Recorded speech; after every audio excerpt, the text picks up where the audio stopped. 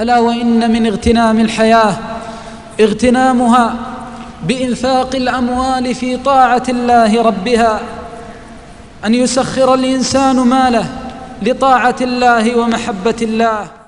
مثل الذين ينفقون أموالهم في سبيل الله كمثل حبة أنبتت 7 سنابل في كل سنبلة 100 حبة، والله يضاعف لمن يشاء، والله واسع عليم. أنفق ينفق الله عليك، ولا توعي فيوعي الله عليك.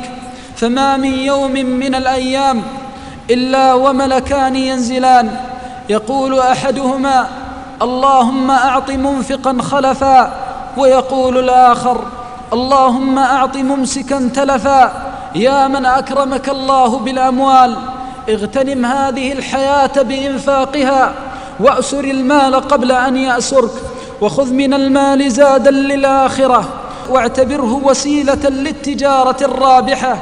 أنفق من مالك طيبة به نفسك، استر به عورات المؤمنين، وفرج به كربات عباد الله. فإن النبي صلى الله عليه وسلم أخبر أن العبد يوم القيامة في ظل صدقته. وثبت في الحديث الصحيح عن النبي صلى الله عليه وسلم أن الله يقي العبد النار بشق تمرة. ففي الحديث الصحيح عن النبي صلى الله عليه وسلم أنه دخل على عائشة، وكانت قد دخلت عليها امرأة معها صبيتان، فاستطعمت أم المؤمنين فأطعمتها 3 تمرات، فأعطت لكل بنت تمرة.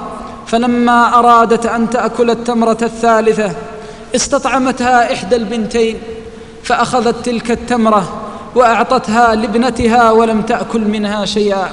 فعجبت عائشة رضي الله عنها من صنيعها، فقال صلى الله عليه وسلم أتعجبين من صنيعها؟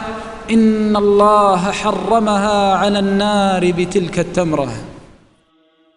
الذين ينفقون أموالهم في سبيل الله ثم لا يتبعون ما أنفقوا منا ولا أذى لهم أجرهم عند ربهم ولا خوف عليهم ولا هم يحزنون.